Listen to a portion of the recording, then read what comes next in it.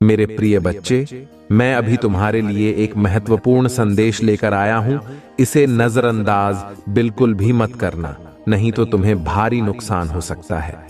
मेरे प्रिय बच्चे, आज मैं तुम्हें इस नुकसान से बचाने आया हूं, इसलिए इसे पूरा सुनो। अगर तुम्हें भी महादेव जी की महिमा पर विश्वास है तो इस संदेश को अभी लाइक कर दो और हर हर महादेव लिख दो। मेरे प्रिय बच्चे, तुम्हारे पीठ पीछे षड्यंत्र रच रहे हैं, सावधान हो जाओ। आज तुम जो सच जानने वाले हो उससे तुम चकित हो जाओगे। ऐसे सच तुम्हारे सामने आएंगे कि तुम्हारे होश उड़ जाएंगे।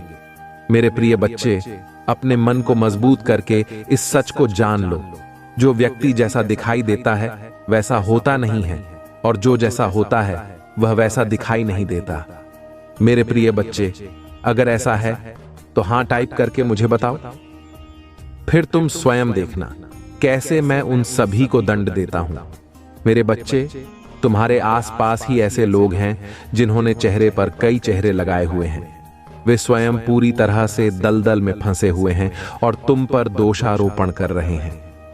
मेरे प्रिय बच्चे, तुम अत्यंत सरल और सहज स्वभाव के हो। तुम्हारा हृदय अत्यंत कोमल है। तुम्हें बुराइयों से दूर रहना और अपने पवित्र आत्मा में रहना अच्छा लगता है।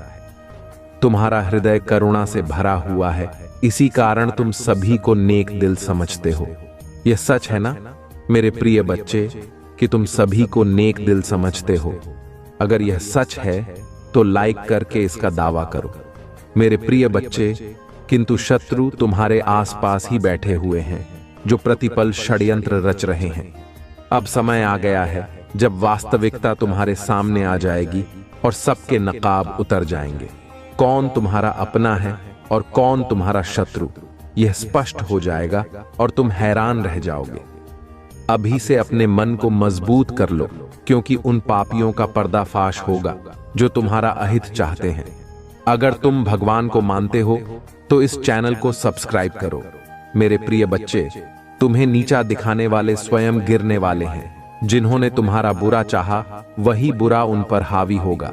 जब कोई व्यक्ति ईश्वर के प्रति संपूर्ण समर्पण के साथ उन लोगों को भी क्षमा कर देता है जिन्होंने उसे अत्यंत पीड़ा देते हुए गिराने का प्रयास किया हो, तो थोड़े समय बाद ईश्वर उन लोगों को इस प्रकार नीचे गिराते हैं कि वे पुनः उठ नहीं सकते। इसीलिए सत्य और परमात्मा के न्याय पर विश्वास करना चाहिए, जो भले ही थोड़ी देर से हो किंतु सटीक होता है।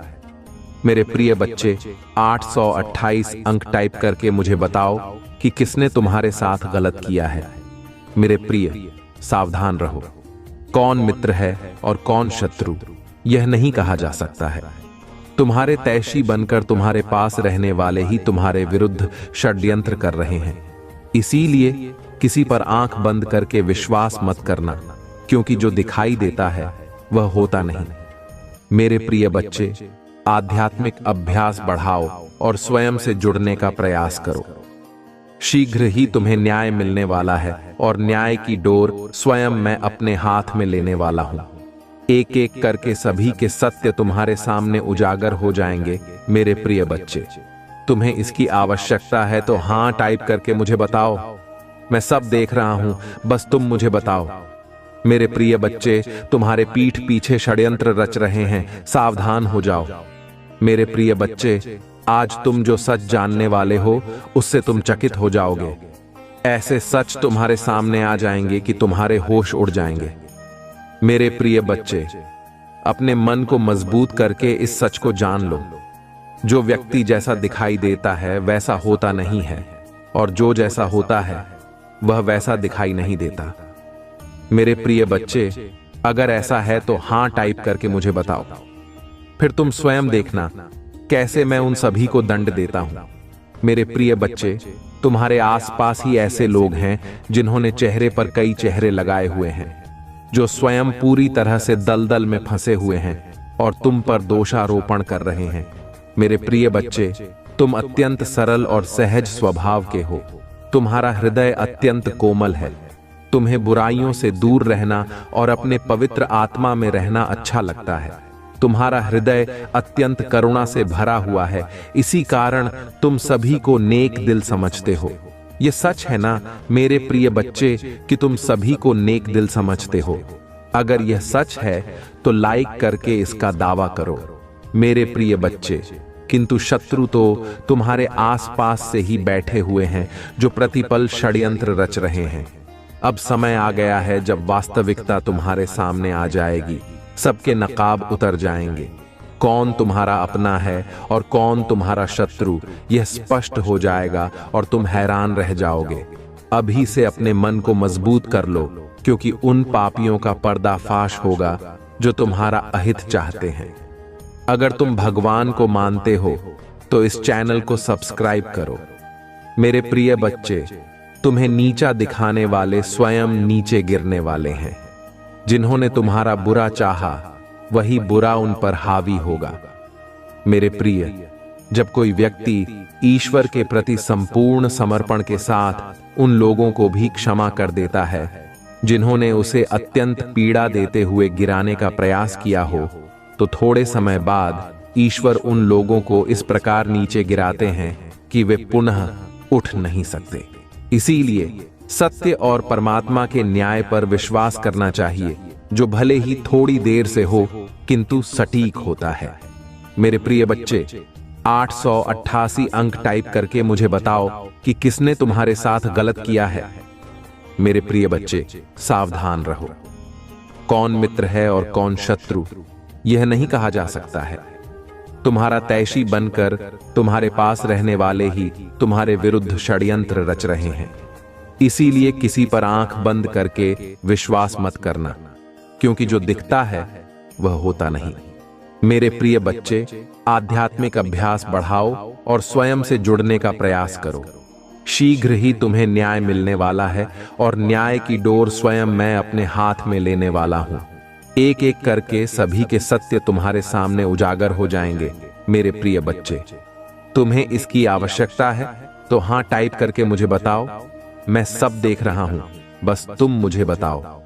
मेरे प्रिय बच्चे, तुमसे जुड़ी और तुमसे छुपी बातें तुम्हारे सामने आ जाएंगी। तुम्हारा बुरा चाहने वाला स्वयं दलदल में फंस जाएगा। तुम्हारा मार्ग आध्यात्मिक है और जो तुम कर रहे हो वह बिल्कुल सही है। यह मार्ग तुम्हें मुझसे जोड़ देगा जो हो रहा है। अभी उस पर संदेह मत करो मेरे प्रिय। कभी किसी पापी आदमी को देखा है? वह जो भी करता है उसमें सफल होता चला जाता है, और तब तुम्हें संदेह होने लगता है कि हम तो धर्म और आध्यात्मिक मार्ग पर चल रहे हैं, फिर भी जो भी करते हैं उसमें निष्फल हो जाते हैं। और यह पाप कर रहा है फिर भी सफल होता चला जा रहा है। किंतु मेरे प्रिय, उसका सर्वनाश होना निश्चित है। उसके थोड़े से पुण्य अब भी शेष हैं और उन्हीं पुण्य के प्रताप से वह सफल हो रहा है। हालांकि वह खूब पाप भी कर रहा है, और जिस दिन उसका थोड़ा सा पुण्य भी समाप्त हो जाएगा तो पीछे का पाप और अब का पाप मिलकर जब जुड़ेंगे तब उसका सर्वनाश होना निश्चित हो जाएगा। मेरे प्रिय, तुम कभी भी पाप का मार्ग मत चुनना। पाप का मार्ग केवल कुछ क्षणों के लिए तुम्हें प्रसन्नता दे सकता है, लेकिन सच्चाई और आध्यात्मिक मार्ग तुम्हें जीवन भर के लिए प्रसन्नता देंगे, जो तुम्हें मुझसे और एक सुकून से जोड़ देंगे। यदि तुम्हें मुझ पर विश्वास है तो मेरे साथ कहो, हे प्रभु, मेरा कल्याण करो, मैं आपकी शरण में हूं। मुझे बल दो, मैं आपकी शरण में हूं। मुझे सुरक्षा प्रदान करो, मैं आपकी शरण में हूं। मुझे सदैव सच्चाई के मार्ग पर आगे बढ़ाते रहना। मेरे प्रिय बच्चे, क्या तुम्हें इसकी आवश्यकता है? तो इसे करते हुए चैनल को सब्सक्राइब करो। मुझे पता चल जाएगा कि तुम्हें इसकी आवश्यकता है। मेरे प्रिय बच्चे, पूत के पांव पालने में ही दिख जाते हैं, यह कहावत तो तुमने सुनी ही होगी। ठीक ऐसा ही आज हुआ है। आज एक व्यक्ति का चेहरा बेनकाब हुआ है। वह व्यक्ति तुम्हारे साथ जो खेल रहा था उसका पता चल गया है। बड़ी सफाई से जो राज उसने छुपा रखा था अब वह सबके सामने आ चुका है। वह एक बहुत ही धूर्त व्यक्ति है जिसे रिश्तों को फंसाने की कला अच्छे से आती है। और इसी कला से उसने तुम्हारे रिश्ते कड़वे बना दिए हैं। उसके षड्यंत्र का पता चल चुका है और वह तुम्हारे हर रिश्ते में फूट डालने की कोशिश कर रहा है ताकि तुम निराशावादी बन जाओ। उसने सबको ठग लिया है और अब वह तुम्हारे हर रिश्ते को ठगने की कोशिश कर रहा है। वह चाहता है कि तुम्हारे सारे रिश्ते तुमसे दूर हो जाएं। वह तुम्हारे खिलाफ सबके मन में गलत फहमी पैदा करना चाहता है। उसे अपने जज्बातों से खेलने मत दो मेरे प्रिय बच्चे। वह तुम्हारी इन सब बातों का फायदा उठाकर तुम्हारे बीच दरार पैदा कर रहा है। वह अच्छे से जानता है कि किस व्यक्ति से किस तरह बात करनी है और सबकी स्थिति को समझते हुए वह अपनी चालों को अंजाम दे रहा है। मेरे प्रिय बच्चे, तुम हर बार उसे माफ कर देते हो और इस बार भी तुमने कुछ ऐसा ही किया है, लेकिन वह तुम्हारी माफी के लायक नहीं है। वह कल फिर से ऐसी ही कोशिश करेगा और तुम्हारे रिश्ते में दरार लाने की कोशिश करेगा। अब तुम्हें निर्मल नहीं रहना है, बल्कि सख्त बनना है।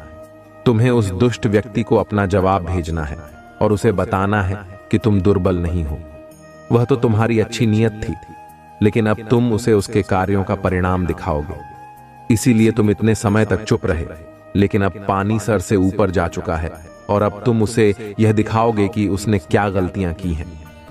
अब अपने जवाब में तुम मुझे गर्व के साथ दिखाओगे और उसे बताओगे कि जो वह कर रहा है उससे उसका भला नहीं होने वाला। नकारात्मकता में पलने वाला व्यक्ति कभी भी सकारात्मक नहीं हो सकता। वह व्यक्ति जहां भी जाएगा अपनी नकारात्मक छाप छोड़कर ही आएगा।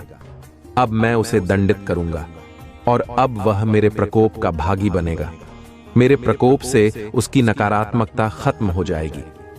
उसने इस संसार को बहुत दुख दिए हैं और उसके दुख देने के दिन अब पूरे हो चुके हैं। उसने अपने पाप का घड़ा खुद ही भर लिया है। अब समय आ गया है कि उसका पाप का घड़ा फूटे और उसे सच्चाई का एहसास हो। उसे यह एहसास होगा कि उसने अभी तक जो भी किया वह कितना बुरा था। उसने कितनों की गृहस्थी बर्बाद कर दी और अब उसे पछतावे के आंसू नसीब होंगे। वह दिन रात रोएगा और अपनी करने के लिए माफी मांगेगा, लेकिन जब तक वह अपनी सजा पूरी नहीं करेगा तब तक उसे शांति नहीं मिलेगी। अब तुम उसकी चिंता मुझ पर छोड़ दो मेरे प्रिय बच्चे। अब वह मेरा कैदी है।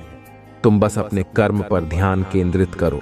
तुम्हें इस संसार को बहुत कुछ सिखाना है, जिसके लिए तुम्हारा शांत मन होना अत्यंत आवश्यक है। तुम अपने जीवन के हर चरण में निपुण हो और तुम्हें इसी निपुणता को और आगे बढ़ाना है। मेरा आशीर्वाद सदैव तुम्हारे साथ है मेरे प्रिय बच्चे। तुम अपनी मंजिल के शिखर तक अवश्य पहुंचोगे। मेरे प्रिय बच्चे, जीवन के सफर में कई बार ऐसे मोड़ आते हैं जहां एक पल के लिए सब कुछ ठहर जाता है। ऐसा लगता है जैसे सारी दुनिया चल रही है और हम रुक गए हैं। कोई रिश्ता जिसे हम अपनी दुनिया मान बैठे थे वह हमसे दूर हो जाता है। परिवार का कोई सदस्य इस दुनिया को छोड़कर चला जाता है या मुसीबत का पहाड़ एक साथ टूट पड़ता है। ऐसा लगता है जिस दिशा में देखो वहां से मुसीबतें हमारी ओर बढ़ रही हैं। ऐसा महसूस होता है कि सब कुछ खत्म हो चुका है। मेरे प्रिय बच्चे, क्या तुम्हारे साथ कभी ऐसा हुआ है? यदि हां, तो आज इसका कारण भी जान लो। मेरे प्रिय बच्चे, एक छोटा बालक खेलते खेलते अपने घर से दूर निकल गया। महादेव जी पुकारते रहे, पर वह अपनी धुन में आगे बढ़ता गया। अपने बालपन में वह ऐसे स्थान पर पहुंच गया जहां चारों तरफ झाड़ियां और कांटेदार वृक्ष थे। वह एक कटीले वृक्ष की पत्ती पकड़कर बैठ गया। उस स्थान के जल में विष मिला हुआ था और वहां खाने की हर वस्तु जहरीली थी। बच्चा यह सब नहीं जानता था। उसके पास कुछ लोग आकर खेलने लगे। वे लोग थोड़े ही समय में उसे मारने की योजना बना रहे थे, किंतु बच्चा इन सभी बातों से अनजान खेल में मग्न था। उसे लग रहा था कि वह एक सुंदर जगह पर है जहां वह प्रसन्नता पूर्वक रह सकता है। बच्चा आनंद पूर्वक खेल ही रहा था कि उसकी मां वहां पहुंच जाती है और उस कटीले वृक्ष को उसके हाथ से छुड़ाकर उसे जबरदस्ती अपने साथ घर ले जाती है। बच्चा रोता है, चिल्लाता है और मां पर क्रोध करता है। पर माँ उसकी एक भी बात नहीं सुनती, क्योंकि उसने अपने बच्चे के लिए मलमल का एक बिछौना तैयार किया है, उसके भोजन के लिए स्वादिष्ट पकवान बनाए हैं और खेलने के लिए उसके दोस्तों को बगीचे में आमंत्रित किया है। पर बच्चा अभी यह नहीं जानता कि उसकी माँ उसे मृत्यु से जीवन की ओर ले आई है। जब बालक समझदार होगा तब वह अपनी माँ का कोटि कोटि धन्यवाद करेगा। मेरे प्रिय बच्चे, जब तुम्हारे जीवन में ऐसा मोड़ आया, जब तुमसे सब कुछ छीन लिया गया, तब वास्तव में ईश्वर रूपी महादेव जी ने तुम्हें उस कटीले स्थान से सुरक्षित स्थान पर लाने का कार्य किया।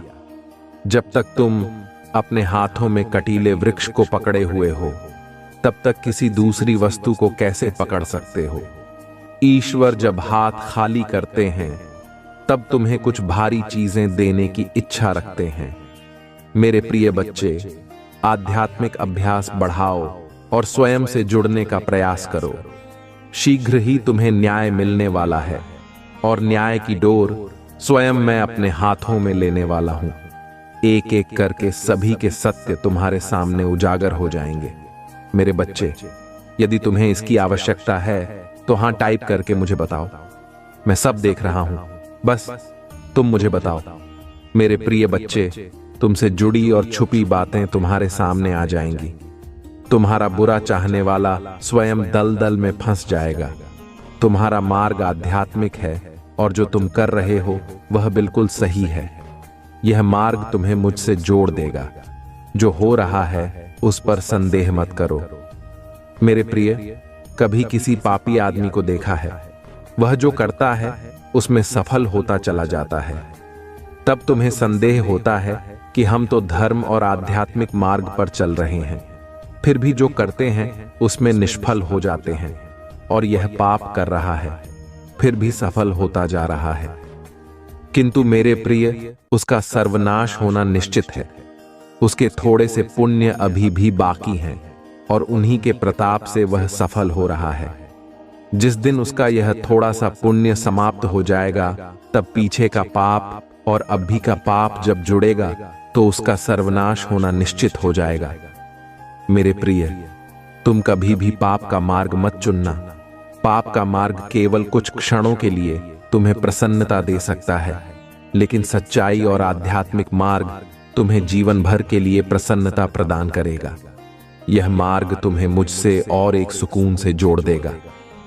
यदि तुम्हें मुझ पर विश्वास है तो मेरे साथ कहो, हे प्रभु, मेरा कल्याण करो, मैं आपकी शरण में हूं।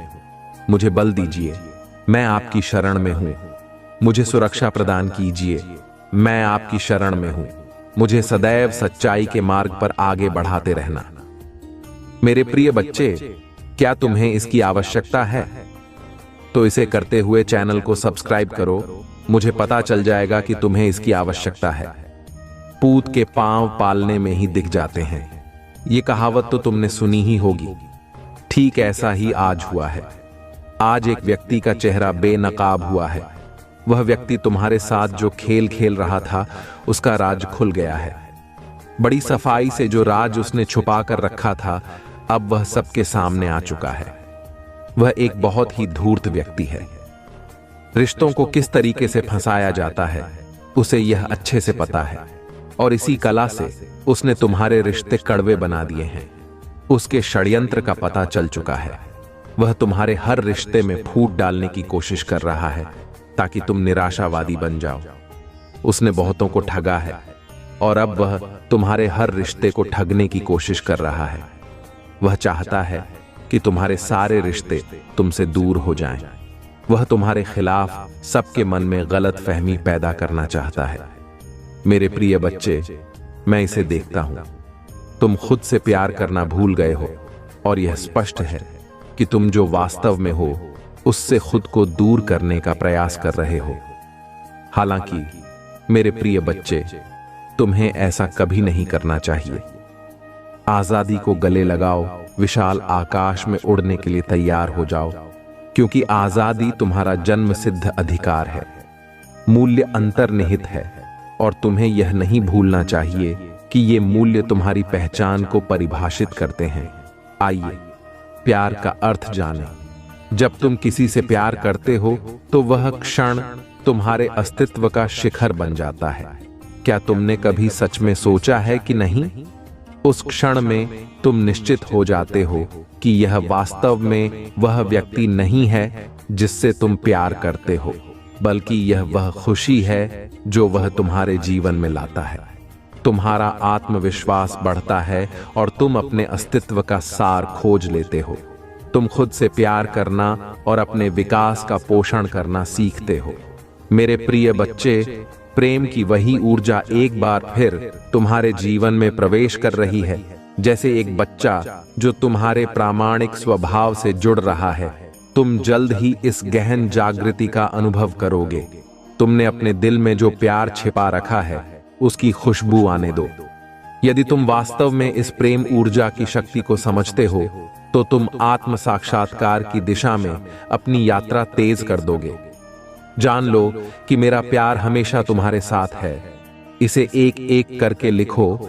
घोषित करो कि तुम असीम आकाश में उड़ान भरने के लिए तैयार हो। इसे 828 अंकों के साथ लिखो। महादेव जी का प्रेम मुझ पर बरस रहा है और अब समय आ गया है कि तुम्हारे शत्रु, जिन्होंने तुम्हें कष्ट और पीड़ा दी है, अपने कृत्यों का परिणाम भुगतें। उन्होंने तुम्हें नुकसान पहुंचाने की कई कोशिशें की हैं, लेकिन अब वे अपने ही धोखे के जाल में फंस गए हैं। उन्होंने तुम्हें अंधकार और दुख के गड्ढे में धकेलने की लगातार कोशिश की, लेकिन अब वे स्वयं उसी जाल में फंस चुके हैं जो उन्होंने तुम्हारे लिए बिछाया था। यदि तुम मुझसे सच्चा प्यार करते हो तो कृपया हाँ लिखकर और इस दिव्य संदेश को लाइक करके अपने प्यार की पुष्टि करो।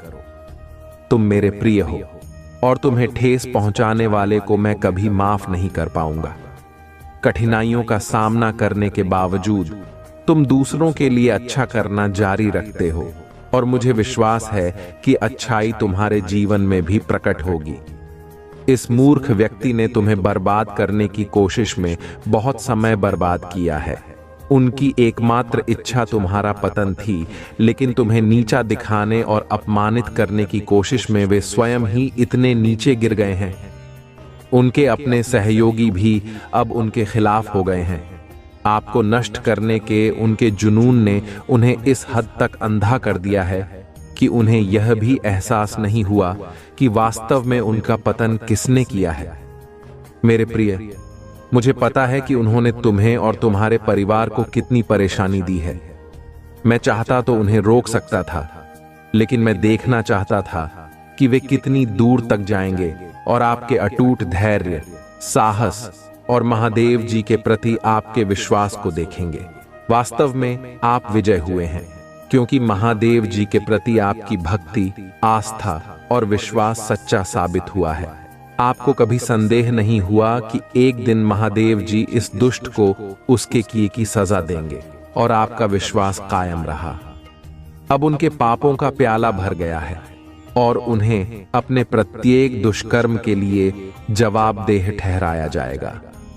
निश्चिंत रहें, उन्होंने आपके लिए जो सोचा था उससे कहीं अधिक आपको कुछ मिलने वाला है।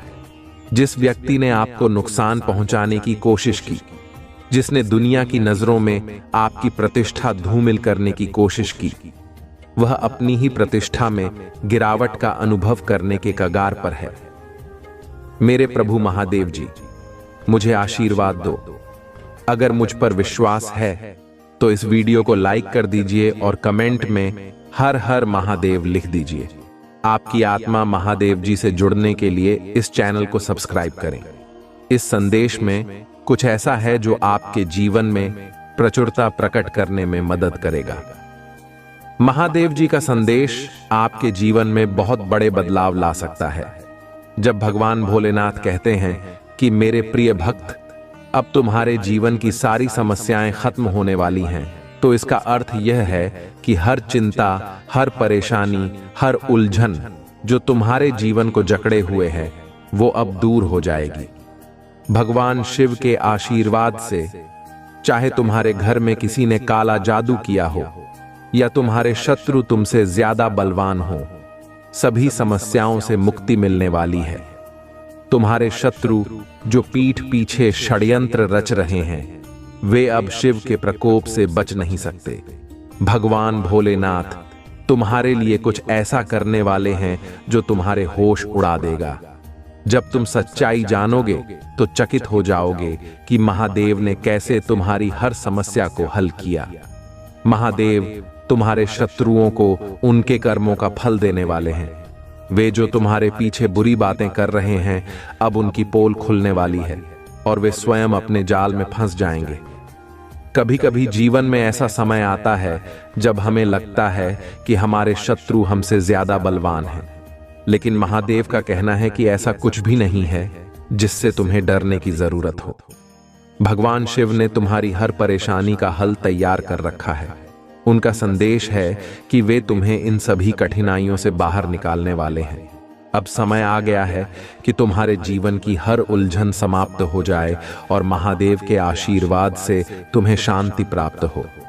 जब तुम्हें लगे कि तुम्हारी समस्याएं बढ़ रही हैं और तुम्हारे शत्रु तुमसे जीतने की कोशिश कर रहे हैं, तब यह जान लो कि भगवान शिव तुम्हारे साथ हैं। वह तुम्हारे शत्रुओं को पराजित करेंगे और तुम्हें विजयी बनाएंगे। तुम्हारे शत्रु चाहे कितने भी बलवान क्यों न हो, महादेव जी के आशीर्वाद से उनकी सारी ताकत नष्ट हो जाएगी। अब वे लोग जो तुम्हारे खिलाफ षड्यंत्र रच रहे थे, खुद ही उस जाल में फंस जाएंगे जो उन्होंने तुम्हारे लिए बिछाया था।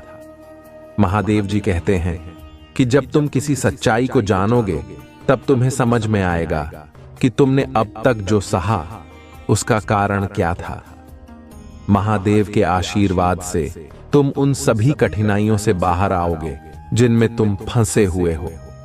भगवान शिव तुम्हें आशीर्वाद देने के लिए तैयार हैं और अब समय आ गया है कि वह सब कुछ प्रकट हो जाए जो तुम्हारे जीवन को बेहतर बनाएगा। महादेव का आशीर्वाद सिर्फ तुम्हारी बाहरी समस्याओं को हल नहीं करेगा, बल्कि वह तुम्हारे भीतर की शांति को भी स्थापित करेगा। जब तुम महादेव जी के शरण में जाते हो तो तुम जीवन की हर परेशानी से मुक्ति पा सकते हो। शिव की कृपा से तुम्हारे जीवन में आंतरिक शांति आएगी जो तुम्हारे लिए सबसे बड़ी शक्ति होगी। तुम्हें यह जानना होगा कि शिव का आशीर्वाद तुम्हारे जीवन को सुखद बनाने के लिए है, चाहे कैसी भी परिस्थितियां हों। महादेव कहते हैं कि जो तुम्हारे शत्रु तुम्हारे खिलाफ साजिश कर रहे थे, अब उन्हें उनके कृत्यों का फल मिलने वाला है। उन्होंने तुम्हारे साथ जो भी गलत किया है, अब वह सब कुछ उनके सामने आ जाएगा और उन्हें अपने कर्मों का जवाब देना होगा। महादेव ने तुम्हारे लिए एक योजना तैयार की है जो तुम्हारे शत्रुओं को पराजित करेगी और तुम्हें विजयी बनाएगी। भगवान भोलेनाथ के आशीर्वाद से अब तुम्हें चिंता करने की जरूरत नहीं है। तुम्हारी हर समस्या का समाधान उनके हाथों में है। महादेव तुम्हें उन सारी नकारात्मक शक्तियों से बचाएंगे जो तुम्हारे जीवन में बाधा बन रही थीं। अब तुम्हारे जीवन में वह समय आ गया है जब सब कुछ सुधरने वाला है और तुम अपने जीवन की नई शुरुआत करने वाले हो। महादेव का संदेश तुम्हें यह बताता है कि कभी भी पाप का मार्ग मत चुनो, क्योंकि यह मार्ग केवल थोड़ी देर के लिए तुम्हें खुश कर सकता है, लेकिन अंततः यह तुम्हारे लिए और भी बड़ी समस्याएं खड़ी करेगा। भगवान शिव तुम्हें यह सिखाते हैं कि सच्चाई और आध्यात्मिकता का मार्ग ही तुम्हें जीवन भर की खुशियां दे सकता है। महादेव के आशीर्वाद से तुम्हारा जीवन सरल और सुखमय बनेगा।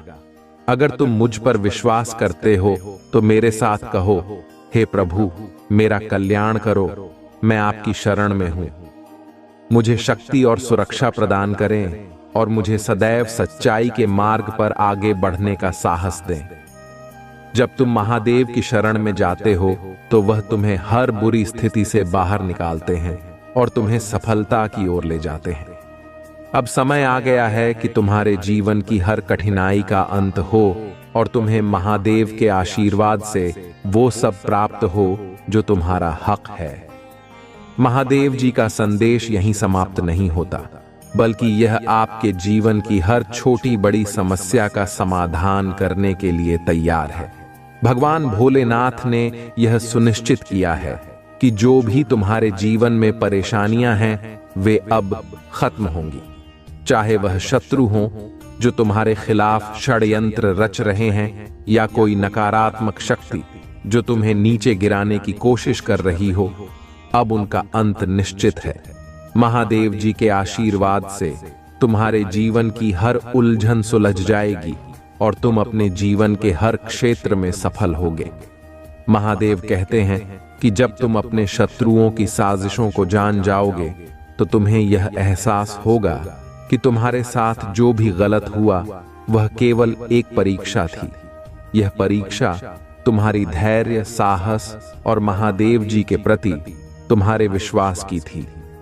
महादेव जी ने तुम्हें हर कठिन परिस्थिति में दृढ़ रहने की शक्ति दी है और अब समय आ गया है कि वे तुम्हें उन सभी लोगों से मुक्त कर दें जो तुम्हारे जीवन में नकारात्मकता फैला रहे थे। महादेव जी के आशीर्वाद से तुम्हारे शत्रु अब तुम्हें हानि नहीं पहुंचा पाएंगे। उन्होंने जो जाल तुम्हारे लिए बिछाया था उसमें अब वे खुद फंसने वाले हैं। भगवान भोलेनाथ ने यह निश्चय किया है कि अब तुम्हारे जीवन में किसी भी प्रकार की नकारात्मक शक्ति का स्थान नहीं होगा। जो लोग तुम्हारे खिलाफ थे वे अब खुद ही अपने कर्मों का परिणाम भुगतेंगे। मैं तुम्हारे जीवन से हर चिंता, हर परेशानी को समाप्त करने वाला हूं। अब समय आ गया है कि तुम अपने जीवन की नई शुरुआत करो। मेरे आशीर्वाद से तुम्हारा जीवन सुख और शांति से भरा रहेगा। जो लोग तुम्हारे खिलाफ थे अब वे खुद ही अपने बुरे कर्मों का फल भुगतेंगे। महादेव कहते हैं तुम्हारे जीवन में जो कठिनाइयां आईं वे केवल तुम्हारी परीक्षा थीं। मैंने तुम्हें हर कठिन परिस्थिति में दृढ़ रहने की शक्ति दी और अब मैं तुम्हें उन सभी से मुक्त कर रहा हूं। अब तुम्हारा जीवन शांति, सफलता और समृद्धि से भरा रहेगा। जब तुम महादेव की कृपा से यह जान जाओगे कि तुम्हारी समस्याओं का अंत आ गया है तो तुम्हें एक नई ऊर्जा और विश्वास का अनुभव होगा। महादेव का आशीर्वाद तुम्हें जीवन के हर क्षेत्र में सफल बनाएगा, चाहे वह पारिवारिक हो, व्यावसायिक हो या व्यक्तिगत जीवन। अब तुम्हें हर दिशा में सफलता मिलेगी। महादेव जी का संदेश यह भी है कि जब तक तुम सच्चाई के मार्ग पर चलते रहोगे तब तक तुम्हें कोई हानि नहीं होगी।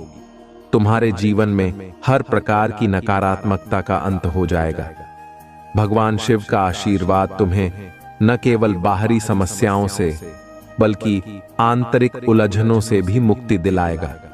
महादेव कहते हैं जो लोग तुम्हें हानि पहुंचाने की कोशिश कर रहे थे अब वे खुद ही अपने जाल में फंस गए हैं।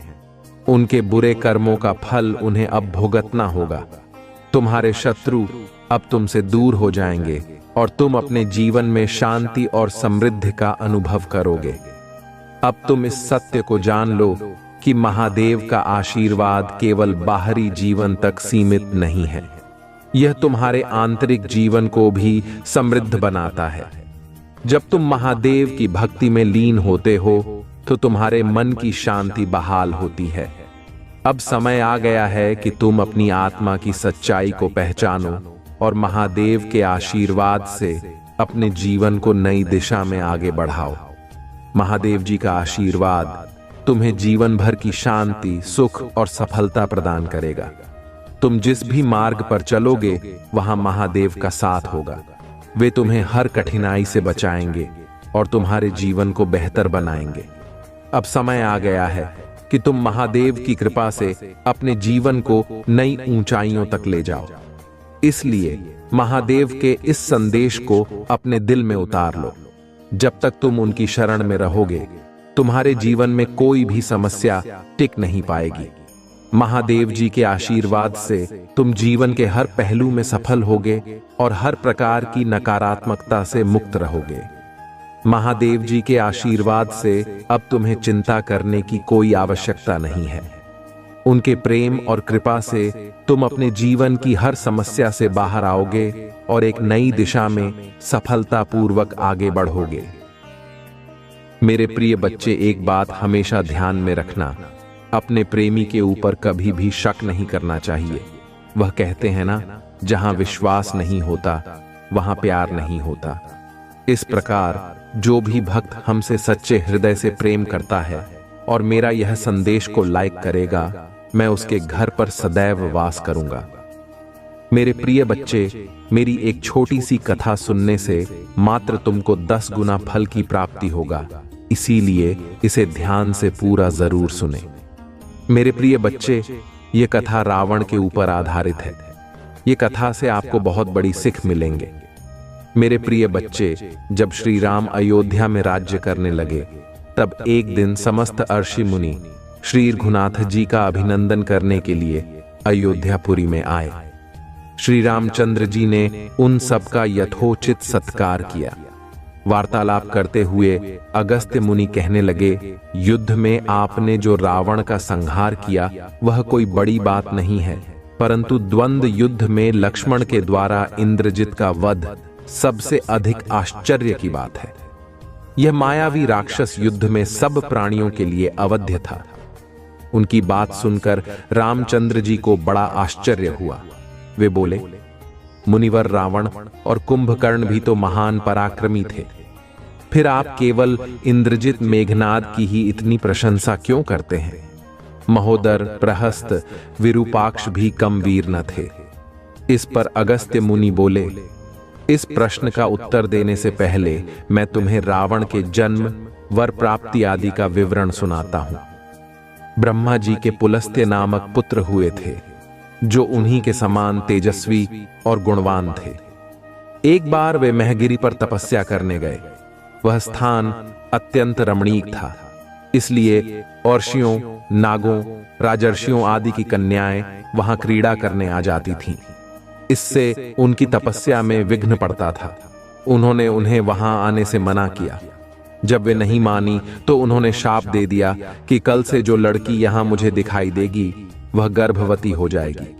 शेष सब कन्याओं ने तो वहां आना बंद कर दिया, परंतु राजर्षि तृणबिंदु की कन्या शाप की बात से अनजान होने के कारण उस आश्रम में आ गई और महर्षि के दृष्टि पड़ते ही गर्भवती हो गई।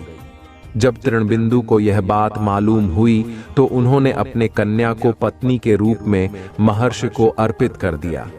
इस प्रकार विश्रवा का जन्म हुआ, जो अपने पिता के समान वेदविद और धर्मात्मा हुआ। महामुनि भरद्वाज ने अपनी कन्या का विवाह विश्रवा से कर दिया। उनके वैश्रवण नामक पुत्र हुआ। वह भी धर्मात्मा और विद्वान था। उसने भारी तपस्या करके ब्रह्मा जी को प्रसन्न किया और यम, इंद्र तथा वरुण के सदृश लोकपाल का पद पाया। फिर उसने त्रिकूट पर्वत पर बसी लंका को अपना निवास स्थान बनाया और राक्षसों पर राज्य करने लगा। श्री राम ने आश्चर्य से पूछा, तो क्या कुबेर और रावण से भी पहले लंका में मांस भक्षी राक्षस रहते थे? फिर उनका पूर्वज कौन था? यह सुनने के लिए मुझे कौतूहल हो रहा है। तब अगस्त्य जी बोले, पूर्व काल में ब्रह्मा जी ने अनेक जल जंतु बनाए और उनसे समुद्र के जल की रक्षा करने के लिए कहा। तब उन जंतुओं में से कुछ बोले कि हम इसका रक्षा करेंगे, और कुछ ने कहा कि हम इसका यक्षण, पूजा करेंगे। इस पर ब्रह्मा जी ने कहा कि जो रक्षण करेगा वह राक्षस कहलाएगा और जो यक्षण करेगा वह यक्ष कहलाएगा। इस प्रकार वे दो जातियों में बंट गए। राक्षसों में हेति और प्रहेति दो भाई थे। प्रहेति तपस्या करने चला गया, परंतु हेति ने भैया से विवाह किया, जिससे उसके विद्युत केश नामक पुत्र उत्पन्न हुआ। विद्युत केश के सुकेश नामक पराक्रमी पुत्र हुआ। सुकेश के माल्यवान, सुमाली और माली नामक 3 पुत्र हुए। तीनों ने ब्रह्मा जी की तपस्या करके यह वरदान प्राप्त कर लिए कि हम लोगों का प्रेम अटूट हो और हमें कोई पराजित न कर सके। वर पाकर वे निर्भय हो गए और सुरों असुरों को सताने लगे। उन्होंने विश्वकर्मा से एक अत्यंत सुंदर नगर बनाने के लिए कहा। इस पर विश्वकर्मा ने उन्हें लंकापुरी का पता बताकर भेज दिया। वहां वे बड़े आनंद के साथ रहने लगे। माल्यवान के वज्रमुष्टि, विरूपाक्ष, दुर्मुख, सुप्तघ्न, यज्ञकोप, मत्त और उन्मत्त नामक 7 पुत्र हुए। सुमाली के प्रहस्त्र, अकंपन, विकट, कालिकामुख, धूम्राक्ष, दंड, सुपार्श्व, संहनादि, प्रधस एवं भारकर्ण नाम के 10 पुत्र हुए। माली के अनल, अनिल, हर और संपाति नामक 4 पुत्र हुए। ये सब बलवान और दुष्ट प्रकृति होने के कारण अर्षि मुनियों को कष्ट दिया करते थे। उनके कष्टों से दुखी होकर अर्षि मुनिगण जब भगवान विष्णु की शरण में गए तो उन्होंने आश्वासन दिया कि हे ऋषियों, मैं इन दुष्टों का अवश्य ही नाश करूंगा। जब राक्षसों को विष्णु के इस आश्वासन की सूचना मिली तो वे सब मंत्रणा करके संगठित हो माली के सेनापतित्व में इंद्रलोक पर आक्रमण करने के लिए चल पड़े। समाचार पाकर भगवान विष्णु ने अपने अस्त्र शस्त्र संभाले और राक्षसों का संहार करने लगे। सेनापति माली सहित बहुत से राक्षस मारे गए और शेष लंका की ओर भाग गए। जब भागते हुए राक्षसों का भी नारायण संहार करने लगे तो माल्यवान क्रुद्ध होकर युद्ध भूमि में लौट पड़ा। भगवान विष्णु के हाथों अंत में वह भी काल का ग्रास बना। शेष बचे हुए राक्षस सुमाली के नेतृत्व में लंका को त्याग कर पाताल में जा बसे और लंका पर कुबेर का राज्य स्थापित हुआ। अब मैं तुम्हें रावण के जन्म की कथा सुनाता हूं। राक्षसों के विनाश से दुखी होकर सुमाली ने अपनी पुत्री कैकसी से कहा कि पुत्री, राक्षस वंश के कल्याण के लिए मैं चाहता हूं कि तुम परम पराक्रमी महर्षि विश्रवा के पास जाकर उनसे पुत्र प्राप्त करो। वही पुत्र हम राक्षसों की देवताओं से रक्षा कर सकता है। अगस्त्य मुनि ने कहना जारी रखा। पिता की आज्ञा पाकर कैकसी विश्रवा के पास गई। उस समय भयंकर आंधी चल रही थी। आकाश में मेघ गरज रहे थे। कैकसी का अभिप्राय जानकर विश्रवा ने कहा कि भद्रे, तुम इस कुबेला में आई हो। मैं तुम्हारी इच्छा तो पूरी कर दूंगा, परंतु इससे तुम्हारी संतान दुष्ट स्वभाव वाली और क्रूर कर्मा होगी। मुनि की बात सुनकर कैकसी उनके चरणों में गिर पड़ी और बोली कि भगवान, आप ब्रह्मवादी महात्मा हैं। आपसे मैं ऐसी दुराचारी संतान पाने की आशा नहीं करती, अतः आप मुझ पर कृपा करें। कैकसी के वचन सुनकर मुनि विश्रवा ने कहा कि अच्छा, तो तुम्हारा सबसे छोटा पुत्र सदाचारी और धर्मात्मा होगा। इस प्रकार कैकसी के 10 मुख वाले पुत्र का जन्म हुआ, जिसका नाम दशग्रीव रखा गया। उसके पश्चात कुंभकर्ण, शूर्पणखा और विभीषण के जन्म हुए। दशग्रीव और कुंभकर्ण अत्यंत दुष्ट थे, किंतु विभीषण धर्मात्मा प्रकृति का था। अपने भाई वैश्रवण से भी अधिक पराक्रमी और शक्तिशाली बनने के लिए दशग्रीव ने अपने भाइयों सहित ब्रह्मा जी की तपस्या की। ब्रह्मा के प्रसन्न होने पर दशग्रीव ने मांगा कि मैं गरुड़, नाग, यक्ष, दैत्य, दानव, राक्षस तथा देवताओं के लिए अवध्य हो जाऊं। ब्रह्मा जी ने तथास्तु कहकर उसकी इच्छा पूरी कर दी। विभीषण ने धर्म में अविचल मति का और कुंभकर्ण ने वर्षों तक सोते रहने का वरदान पाया। फिर दशग्रीव ने लंका के राजा कुबेर को विवश किया कि वह लंका छोड़कर अपना राज्य उसे सौंप दे। अपने पिता विश्रवा के समझाने पर कुबेर ने लंका का परित्याग कर दिया और रावण अपनी सेना, भाइयों तथा सेवकों के साथ लंका में रहने लगा। लंका में जम जाने के बाद अपने बहन शूर्पणखा का विवाह कालका के पुत्र दानवराज विद्युविह्वा के साथ कर दिया। उसने स्वयं दिति के पुत्र मय की कन्या मंदोदरी से विवाह किया, जो हेमा नामक अप्सरा के गर्भ से उत्पन्न हुई थी। विरोचन कुमार बलि की पुत्री वज्रज्वला से कुंभकर्ण का और गंधर्वराज महात्मा शैलूष की कन्या सरमा से विभीषण का विवाह हुआ। कुछ समय पश्चात मंदोदरी ने मेघनाद को जन्म दिया, जो इंद्र को परास्त कर संसार में इंद्रजित के नाम से प्रसिद्ध हुआ। सत्ता के मद में रावण उच्छृंखल हो देवताओं, ऋषियों, यक्षों और गंधर्वों को नाना प्रकार से कष्ट देने लगा। एक बार उसने कुबेर पर चढ़ाई करके उसे युद्ध में पराजित कर दिया। और अपनी विजय की स्मृति के रूप में कुबेर के पुष्पक विमान पर अधिकार कर लिया। उस विमान का वेग मन के समान तीव्र था। वह अपने ऊपर बैठे हुए लोगों की इच्छानुसार छोटा या बड़ा रूप धारण कर सकता था। विमान में मणि और सोने की सीढ़ियां बनी हुई थीं और तपाए हुए सोने के आसन बने हुए थे। उस विमान पर बैठकर जब वह श्रवण नाम से प्रसिद्ध सरखंडों के विशाल वन से होकर जा रहा था, तो भगवान शंकर के पार्षद नंदीश्वर ने उसे रोकते हुए कहा कि दशग्रीव इस वन में स्थित पर्वत पर भगवान शंकर क्रीड़ा करते हैं, इसलिए यहाँ सभी सुर, असुर, यक्ष आदि का आना निषिद्ध कर दिया गया है। नंदीश्वर के वचनों से क्रुद्ध होकर रावण विमान से उतरकर भगवान शंकर की ओर चला। उसे रोकने के लिए उससे थोड़ी दूर पर हाथ में शूल लिए नंदी दूसरे शिव की भांति खड़े हो गए। उनका मुख वानर जैसा था। उसे देखकर रावण ठहाका मारकर हंस पड़ा। इससे कुपित हो नंदी बोले कि दशानन, तुमने मेरे वानर रूप की अवहेलना की है, इसलिए तुम्हारे कुल का नाश करने के लिए मेरे ही समान पराक्रमी रूप और तेज से संपन्न वानर उत्पन्न होंगे। रावण ने इस ओर तनिक भी ध्यान नहीं दिया और बोला कि जिस पर्वत ने मेरे विमान की यात्रा में बाधा डाली है, आज मैं उसी को उखाड़ फेंकूंगा। यह कहकर उसने पर्वत के निचले भाग में हाथ डालकर उसे उठाने का प्रयत्न किया। जब पर्वत हिलने लगा तो भगवान शंकर ने उस पर्वत को अपने पैर के अंगूठे से दबा दिया।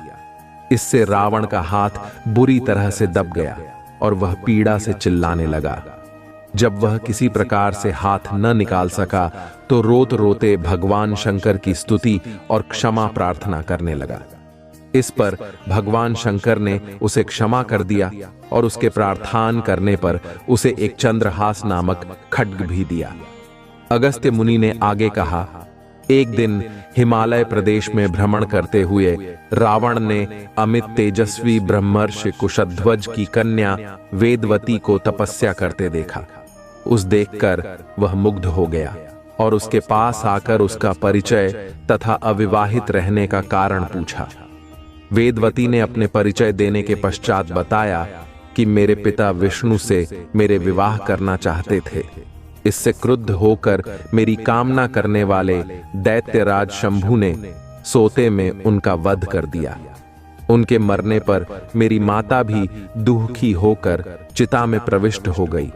तब से मैं अपने पिता की इच्छा पूरी करने के लिए भगवान विष्णु की तपस्या कर रही हूँ। उन्हीं को मैंने अपना पति मान लिया है। पहले रावण ने वेदवती को बातों में फुसलाना चाहा, फिर उसने जबरदस्ती करने के लिए उसके केश पकड़ लिए। वेदवती ने एक ही झटके में पकड़े हुए केश काट डाले। फिर यह कहती हुई अग्नि में प्रविष्ट हो गई कि दुष्ट, तूने मेरा अपमान किया है। इस समय तो मैं यह शरीर त्याग रही हूं, परंतु तेरा विनाश करने के लिए फिर जन्म लूंगी।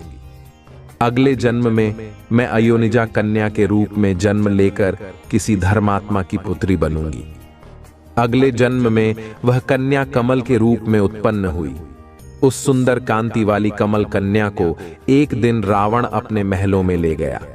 उसे देखकर ज्योतिषियों ने कहा कि राजन, यदि यह कमल कन्या आपके घर में रही तो आपके और आपके कुल के विनाश का कारण बनेगी। यह सुनकर रावण ने उसे समुद्र में फेंक दिया। वहां से वह भूमि को प्राप्त होकर राजा जनक के यज्ञ मंडप के मध्यवर्ती भूभाग में जा पहुंची। वहां राजा द्वारा हल से जोती जाने वाली भूमि से वह कन्या फिर प्राप्त हुई। वही वेदवती सीता के रूप में आपकी पत्नी बनी और आप स्वयं सनातन विष्णु हैं। इस प्रकार आपके महान शत्रु रावण को वेदवती ने पहले ही अपने शाप से मार डाला था। आप तो उसे मारने में केवल निमित्त मात्र थे। अनेक राजा महाराजाओं को पराजित करता हुआ दशग्रीव इक्ष्वाकु वंश के राजा अनरण्य के पास पहुंचा, जो अयोध्या पर राज्य करते थे। उसने उन्हें भी द्वंद्व युद्ध करने अथवा पराजय स्वीकार करने के लिए ललकारा। दोनों में भीषण युद्ध हुआ, किंतु ब्रह्मा जी के वरदान के कारण रावण उनसे पराजित न हो सका। जब अनरण्य का शरीर बुरी तरह से क्षत विक्षत हो गया तो रावण इक्ष्वाकु वंश का अपमान और उपहास करने लगा। इससे कुपित होकर अनरण्य ने उसे शाप दिया कि तूने अपने व्यंग्यपूर्ण शब्दों से इक्ष्वाकु वंश का अपमान किया है, इसलिए मैं तुझे शाप देता हूं कि महात्मा इक्ष्वाकु के इसी वंश में दशरथ नंदन राम का जन्म होगा जो तेरा वध करेंगे। यह कहकर राजा स्वर्ग सिधार गए। रावण की उद्दंडता में कमी नहीं आई। राक्षस या मनुष्य जिसको भी वह शक्तिशाली पाता उसी के साथ जाकर युद्ध करने लगता। एक बार उसने सुना कि किष्किंधापुरी का राजा बाली बड़ा बलवान और पराक्रमी है, तो वह उसके पास युद्ध करने के लिए जा पहुंचा। बाली की पत्नी तारा, तारा के पिता सुषेण, युवराज अंगद और उसके भाई सुग्रीव ने उसे समझाया कि इस समय बालीनगर से बाहर संध्योपासना के लिए गए हुए हैं, वे ही आपसे युद्ध कर सकते हैं और कोई वानर इतना पराक्रमी नहीं है जो आपके साथ युद्ध कर सके, इसलिए आप थोड़ी देर उनकी प्रतीक्षा करें। फिर सुग्रीव ने कहा कि राक्षस राज, सामने जो शंख जैसे हड्डियों के ढेर लगे हैं वे बाली के साथ युद्ध की इच्छा से आए आप जैसे वीरों के ही हैं। बाली ने इन सब का अंत किया है। यदि आप अमृत पीकर आए होंगे तो भी जिस क्षण बाली से टक्कर लेंगे वह क्षण आपके जीवन का अंतिम क्षण होगा। यदि आपको मरने की बहुत जल्दी हो तो आप दक्षिण सागर के तट पर चले जाइए, वहीं आपको बाली के दर्शन हो जाएंगे। सुग्रीव के वचन सुनकर रावण विमान पर सवार हो तत्काल दक्षिण सागर में उस स्थान पर जा पहुंचा जहां बाली संध्या कर रहा था। उसने सोचा कि मैं चुपचाप बाली पर आक्रमण कर दूंगा। बाली ने रावण को आते देख लिया, परंतु वह तनिक भी विचलित नहीं हुआ और वैदिक मंत्रों का उच्चारण करता रहा। ज्यों ही उसे पकड़ने के लिए रावण ने पीछे से हाथ बढ़ाया, सतर्क बाली ने उसे पकड़कर अपनी कांख में दबा लिया और आकाश में उड़ चला। रावण बार बार बाली को अपने नखों से कचोटता रहा, किंतु बाली ने उसकी कोई चिंता नहीं की। तब उसे छुड़ाने के लिए रावण के मंत्री और अनुचर उसके पीछे शोर मचाते हुए दौड़े, परंतु वे बाली के पास तक न पहुंच सके। इस प्रकार बाली रावण को लेकर पश्चिमी सागर के तट पर पहुंचा। वहां उसने संध्योपासना पूरी की। फिर वह दशानन को लिए हुए किष्किंधापुरी लौटा। अपने उपवन में एक आसन पर बैठकर उसने रावण को अपनी कांख से निकालकर पूछा कि अब कहिए, आप कौन हैं और किस लिए आए हैं? रावण ने उत्तर दिया कि मैं लंका का राजा रावण हूं, आपके साथ युद्ध करने के लिए आया था। वह युद्ध मुझे मिल गया। मैंने आपका अद्भुत बल देख लिया। अब मैं अग्नि की साक्षी देकर आपसे मित्रता करना चाहता हूं। फिर दोनों ने अग्नि की साक्षी देकर एक दूसरे से मित्रता स्थापित की।